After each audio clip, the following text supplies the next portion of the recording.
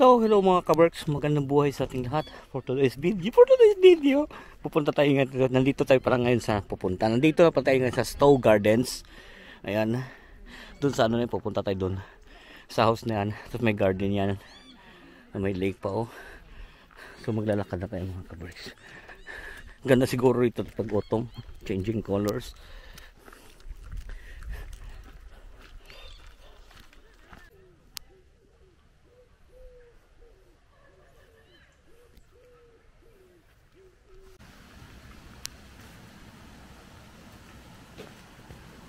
Galing naman mga kaberks oh.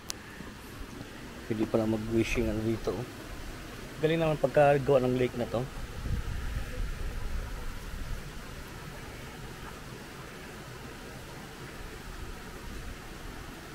Tapos ito yung ano isa, dito nga galing yung tubig oh, lake din dito. Ayan oh. Galing ano.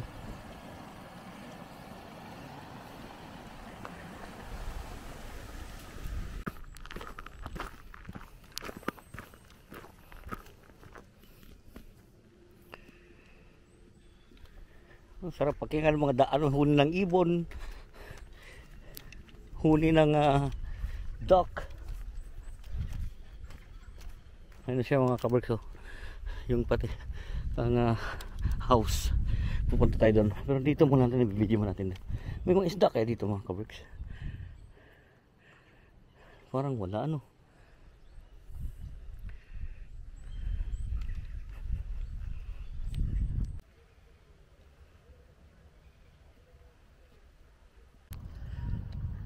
Okay to.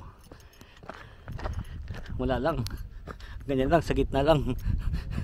Gold ba yan? Gold kaya yan mga kaberks.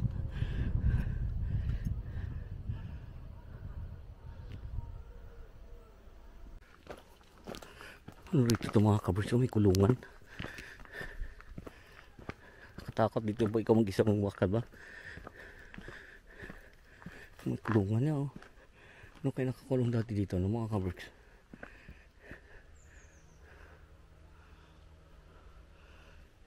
Buhaya? Buhaya. Buhaya, natawa sa sarili ano. Yan pa yan mga kaberks. Didos Cave. May nakakulong siguro dyan. Ano ito mga kaberks? Wala lang, poste lang. Ano kaya ito? Wala lang. Poste lang ano.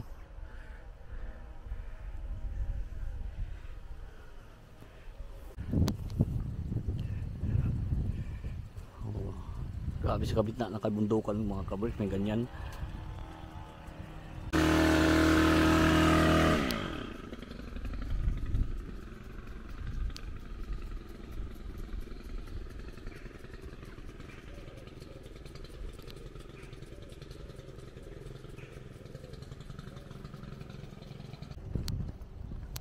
So sayang mga kaberks, ang galing tayo din sa loob. Kaya lang hindi allowed mag-video. Ano siya? Bawal ang video, bawal ang picture sa loob. Kaya dito na lang tayo sa labas. Mag-enjoy na lang tayo dito. Enjoy na lang natin to mga kaberks. Total maganda rin naman dito sa garden nila. Pero maganda sana sa loob ba? Kaya lang ano, yun nga bawal yung picture at video.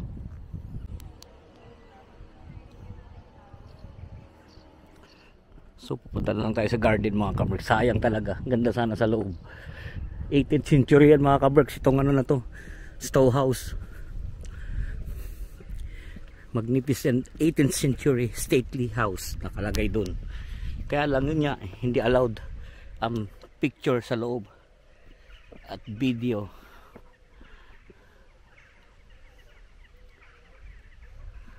Kaya sa garden na lang tayo pupunta. Tingnan natin yung garden nila. May mga ganito talaga kasi mga kaberks na mapapasyalan ka na hindi talaga nila allowed yung picture video. Buti nga nakapasok ako sa loob. May mga ano din dito na sarado. Garden lang talaga ang ma-enjoy mo. Ganon.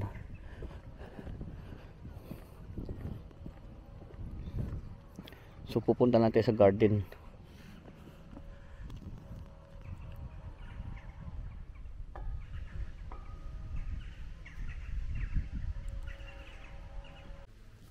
So pupunta tayo sa lake mga kaberks.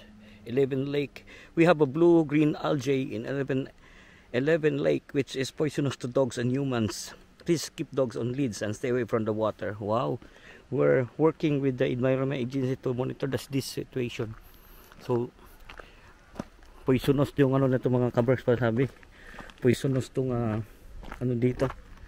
Yung ano ba dito? Itong water dyan sa lake. Kaya stay away. Stay away. Sa tayo na. Dito tayo. Doon tayo ang ganda. Doon naman picture tayo rito. Picture tayo dyan. Malapad tong ano na to. Sobrang ano. Lapad ditong Stowe House and Gardens na to. Sa gitna ng kabundukan, baga talagang grabe. Ma-amaze ka ba?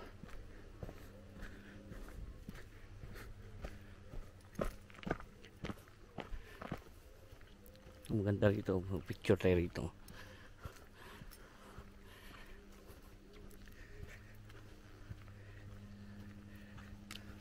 Sa gitna ng kabundukan, grabe, lapad yan mga kabers. Siguro mga isang oras na ako naglalakad.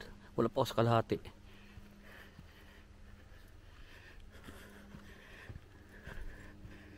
Marito sa loob.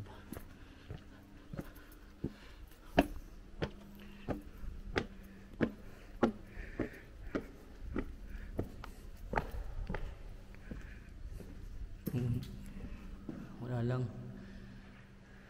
Sino to mga to? Nabura na yung mga Himoros. Ipa Midonandas, Lycourgus, Socrates. Si Socrates pala itong mga kaberks. I know. Socrates.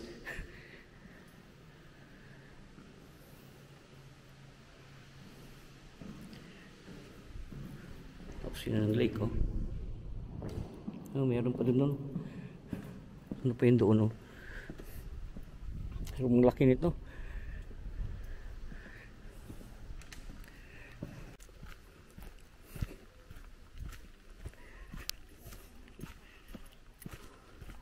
So, pupunta tayong lake mga kaberks. Ito yung lake doon. Lumayo sa tubig kasi poisonous. Itong lake na to, yung water nito.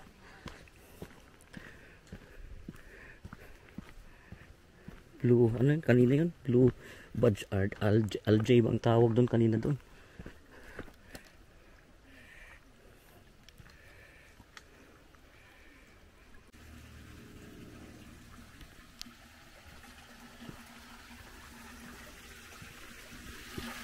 Ang galing naman ang gawa ko na mga kabalso.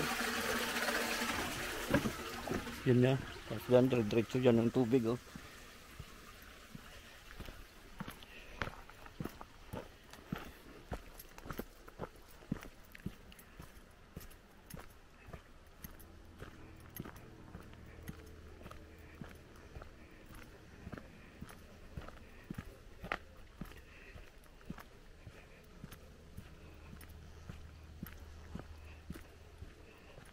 Layo naman ang garden. Saan yung garden? Baka nagpas na ako.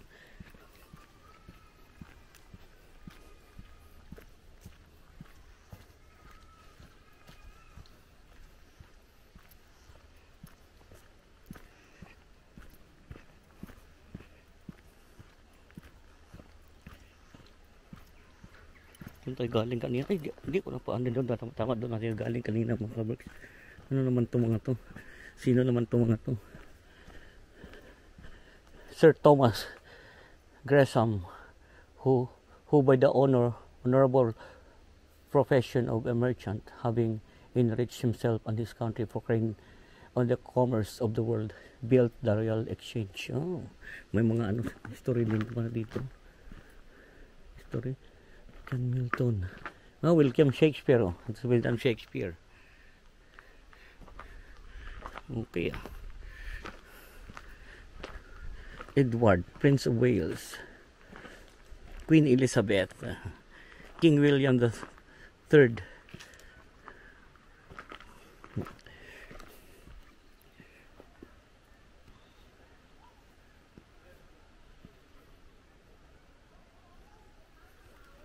Doon na siguro yung garden mag-covers ng mga ingay na doon eh. Doon tayo sa garden.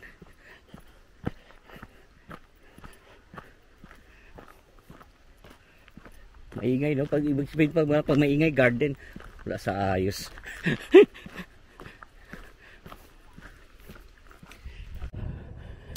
Simbahan na mga kabirds. So kaya yung entrance niyan. Lumang simbahan. Maliit lang siya. Pwede kayong pumasok sa loob. Tingnan natin mga kabirds.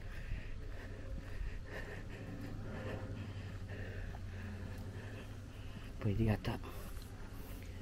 Grabe tong simbahan na to, sa gitna ng kawalan. Pwede pumasok, may sakay.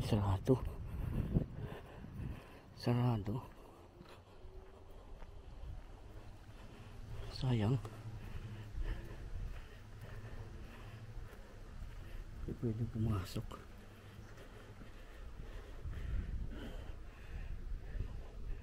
Hindi yata pwedeng pumasok mga kabirds. Sayang. Yun yung entrance nun eh. Morning. Bawal pumasok mga kabirds. Sayang.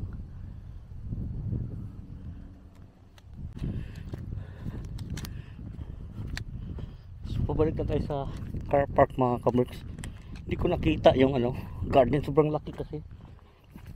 Hindi kasi ako kumukuha ng map, kaya kung saan ako napunta ba, hindi ko na hindi ako nakakuha ng map. Sobrang laki nito. Doon ako galing sa kabila, tapos doon ako galing yung bagong yan, yung simbahan na yan, dyan, tapos doon ako galing din sa kabila. Kaya pabalik na ako ng park kasi, car park kasi hindi ko na alam at ma-relate na tayo sa ating susunod na puntahan. Ma-relate sa susunod na puntahan. Hindi, may pupuntahan pa kasi tayo isa, kaya halfway ulit pa uwi sa bahay ba.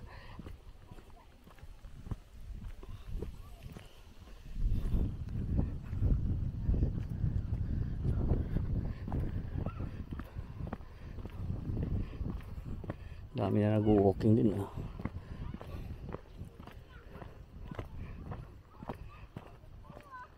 Lawak ng lake na to. Dito sa na to.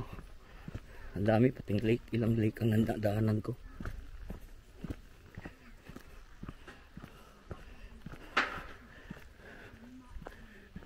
Dito may ginagawa.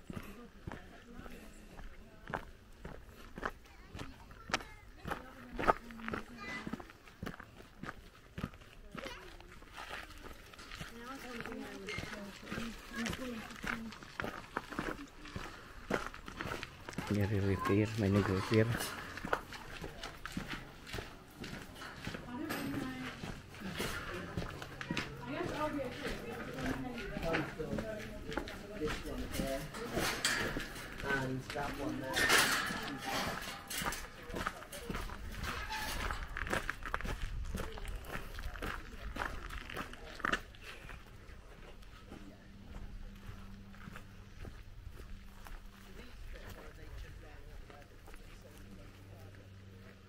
May Chinese house pa pala dito mga kabris. Punta natin. Nandito na rin lang tayo eh. Buti ito may marka. May marka, may sign. Marka talaga no.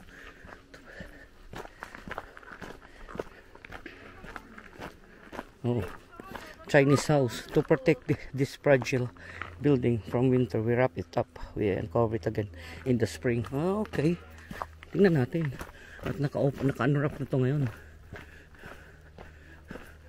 Pagka winter, di wrap it up. Wrap it up. Tingnan natin. Nasaan na? Pag malayo, wag na. Ayoko na, yun lang pala. Nandun lang, yun lang. Punta lang natin, nandito na rin lang tayo eh.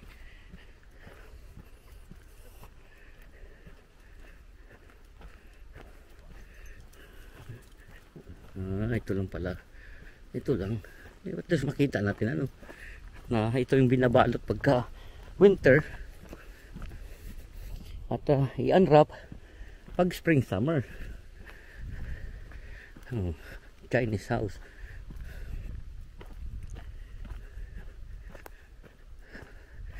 The oldest surviving Chinese garden pavilion in Britain. Wow! Western Europe, fascinating with the Chinese artistic influences, led to the commissioning of the Chinese house with depicts Chinese scenes and writing. Constructed by 1738, it is thought to have been designed by William Kent and decorated by Francisco Slater. Wow! 1738. Kaya pala nirarap na rin nila. Ayan. Ikutan natin. Grabe no? 1738.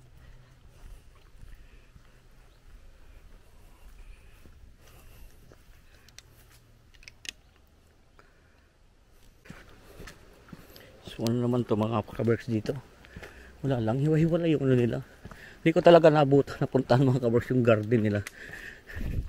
Hindi talaga ako nakapunta kasi nga ang lawak at wala akong map. Kala ko kasi maliit lang pero sobrang lawak nito kaya hindi ko na ano nang map. Titaw mo yan nung napuntahan ko yung kanina. Napuntahan ko yun yung church. Ano naman ito?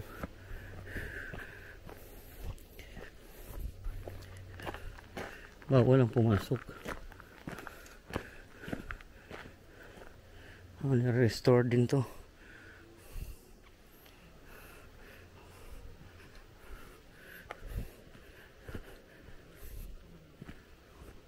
Bahay siguro dati yung mga sure. Ano to kaya?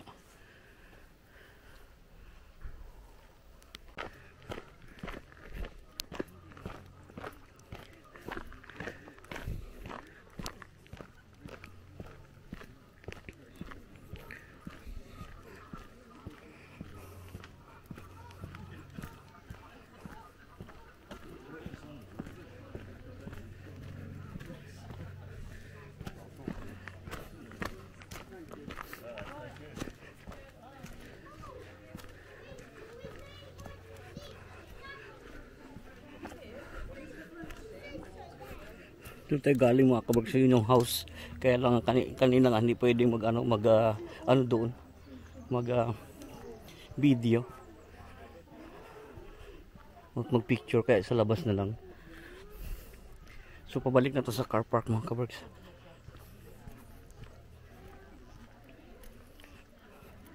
Lawak talaga ng lake na to. Mula doon kanina sa ano.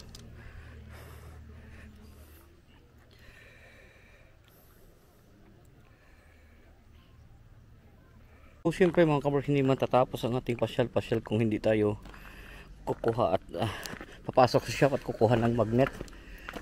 Yan ang ating collection. Collect tayo ng magnet. So, ayun. Papasok tayo dito. Hanap tayo ng magnet. Ito. Ay, hindi ko napuntahan itong mga kaberks. Oh. Sayang, saan kaya yan? Hindi ko napuntahan. Ay, pati ito. Sayang, hindi natin napuntahan mga kaberks. Pero okay lang. Malaki pa talaga. Kaya na-miss ko yung garden eh. Oh, sayang. Oh, pero okay lang. Dito na natin tapusin natin video mga kaberks. Lagi kong sinasabi, keep us all safe. God bless us all. Walang buhay. Thank you for watching.